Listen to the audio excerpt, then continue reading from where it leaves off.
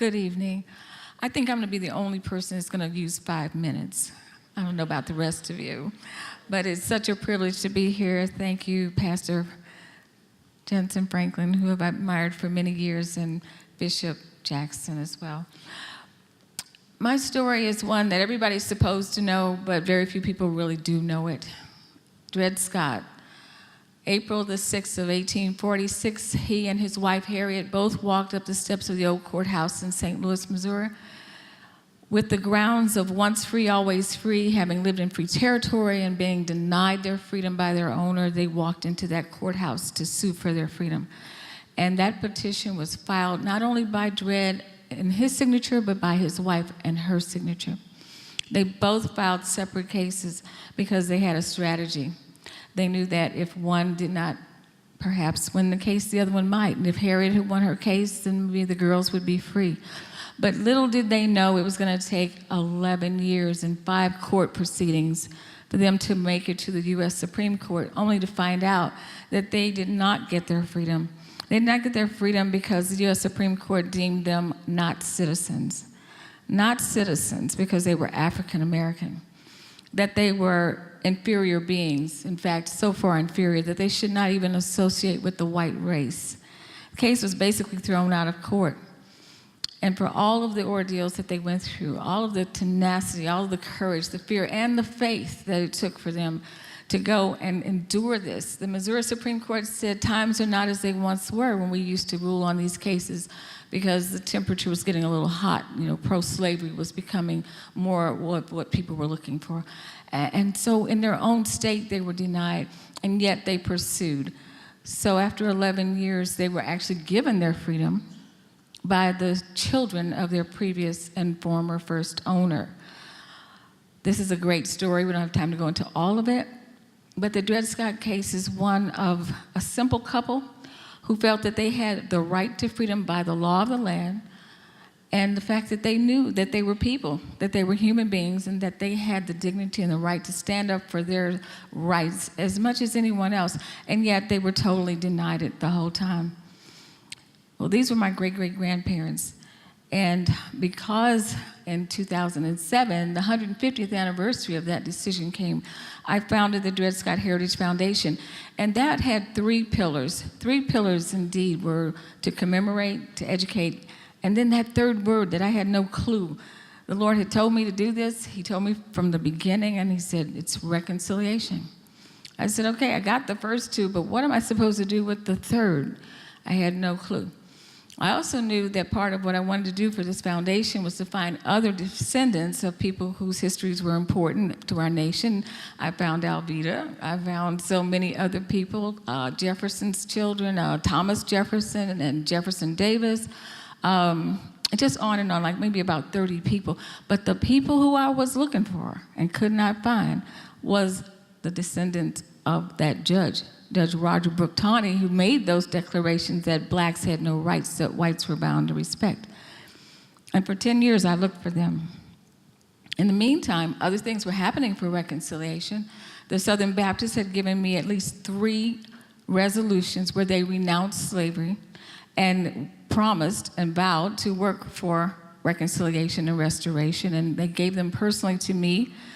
I also received the highest medal from the Daughters of the American Revolution last year, and that was amazing. Give them a hand, give God a hand, because that blew me quite away. And I see a lot of you know that backstory about how they denied Marian Anderson, and yet she sang at the Lincoln Memorial. We were at the Lincoln Memorial, albeit we never really talked about this, but April the 9th when we were there, Lou, the same day that Marian Anderson sang, in 1939 was April the 9th. That was that extra other thing that we didn't know. So many things happened that day. The Lord is in all of what we're doing. All of what we're doing. So these things were happening, and yet between the day that I got the Medal of Honor and the day that we were at the Lincoln Memorial with a foot washing, by the way. Hello, yes, we did. We had a foot washing ceremony. Alveda King, Bernice King, Bill Haley, Will Ford III, and myself were privileged to have our feet washed by men who are in this room, and they were descendants of slave owners. And so that has happened, and that has been broken. God is awesome. So those two things happened on April the 9th and April the 16th. But guess what happened on April the 12th? I got an email from a young lady I'd never heard of before, and her name was Kate Tawney Billingsley.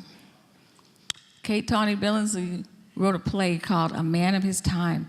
And this play was about a descendant of a Tawney meeting a descendant of a Scott, two men meeting over coffee. And she's an actor in New York, and she wrote this play, emailed my foundation. Is there anybody out there who's a Scott descendant that I could invite to come to see my play? I almost fell off of my chair. This happened in between the two events I just described to you. So instead of me trying to find this descendant now, which I figured would take about a year and a half to get to know them, build that relationship, make those bridges, reach out, they called me. And I went to New York within a matter of weeks, met with them.